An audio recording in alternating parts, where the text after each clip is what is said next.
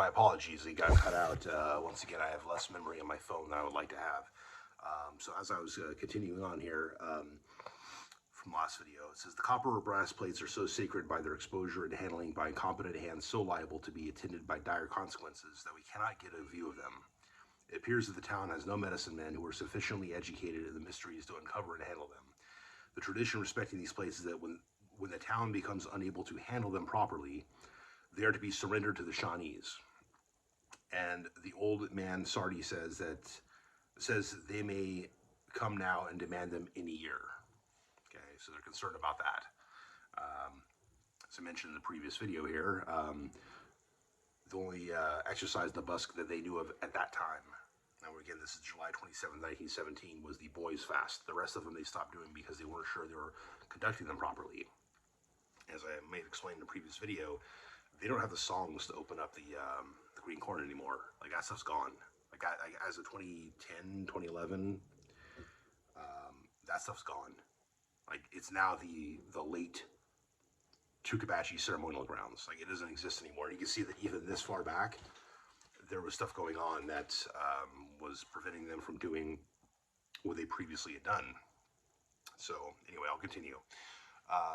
This is George Washington Grayson again. Late this evening, I was informed that since the Cowitas, of which I'm a member, have ever been the big friend of the Tuckabatchees, then I, a Cowita, though unknown to the majority of the buskers, those going to the green corn or the busk, had paid them a visit. The town owed me a formal reception in keeping with the ancient custom of the respective town which they desired should be tenanted me in accordance with the custom. I transpired, however, that no one save the old gentleman, Conchardi Marthlar, by whom I have been entertained all day at his camp, knew anything of the ancient customs to be observed at such receptions. And he was lying prone on his back in his camp and in misery from muscular rheumatism. He was solicited by several different messengers from the town chief, sent at several separate times to go to the dance circle and conduct the reception ceremony, which, despite his ailment and in deference to me, he was willing to do, provided he could be conveyed from his camp to the dance circle.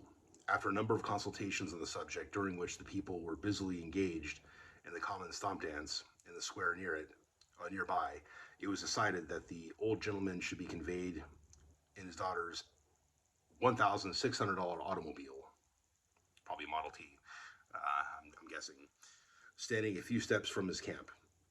I accompanied him into the automobile, which his sons drove for us, and on the way to the square, he instructed me to remain in the auto while he went to confer with the authorities on the subject, after which a messenger would soon be sent to conduct me in, as was customary on such occasions. I was to follow him, and when near the seats, say in a voice clearly audible to the assembly, "I have arrived."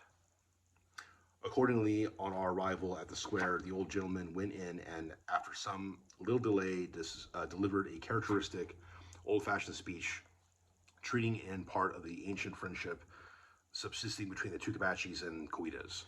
He told the audience that one of the Cowitas had arrived and that he should be received with all those formalities that was the custom of our forefathers to observe on such occasions in times past. The old gentleman, in short, delivered a splendid address in the ancient manner, the kind that was once so common with public speakers among the Creeks. After this address, I was conducted into the circle by a special messenger. While I came before the men, who were disposed on seats made of logs, I examined as I had been previously instructed. "I have arrived." Oh, I exclaimed as I had been previously instructed. Sorry, I have arrived. The old man had instructed the audience as to the order of the handshaking that was now to be performed. After the handshaking, I exchanged small bits of star tobacco, a brand of the manufactured weed much in vogue at this time, with chewers of tobacco, with each of the audience. And when we finished the proceeding, the pockets of my coat were well loaded with these bits of tobacco. When we were through with this performance, the old gentleman at whose side I sat called up our Bika amigo, a son of George Long, deceased, and informing him that I was of his own, the Tiger clan, directed him to conduct me to a seat among the members of his clan where I should be with the other tigers. This he did, and I sat conversing with the tigers while the dance was going on for about an hour, when I retired to my pallet in a tent assigned to me by John Harjo at his camp. The dance was continued until daylight Sunday morning.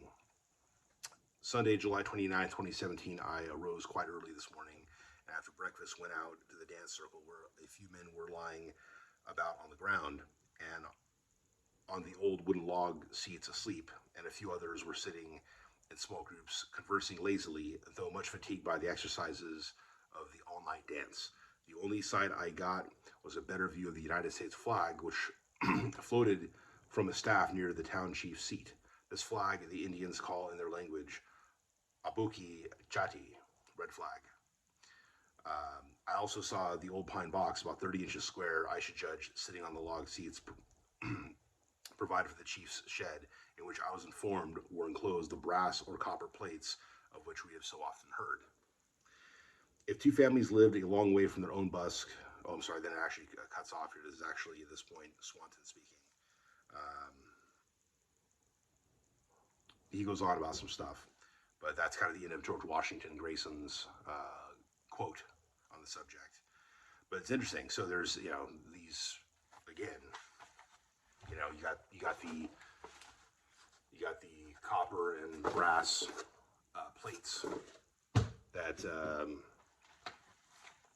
were described in Adair, and also I believe again it was Swanton, I think, who drew pictures of them and showed to one of the elders, and like, no, tear that up. Something bad's gonna happen if you keep these.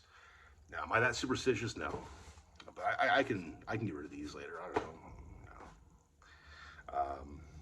I don't really know the origin. I don't know what their actual real purpose was.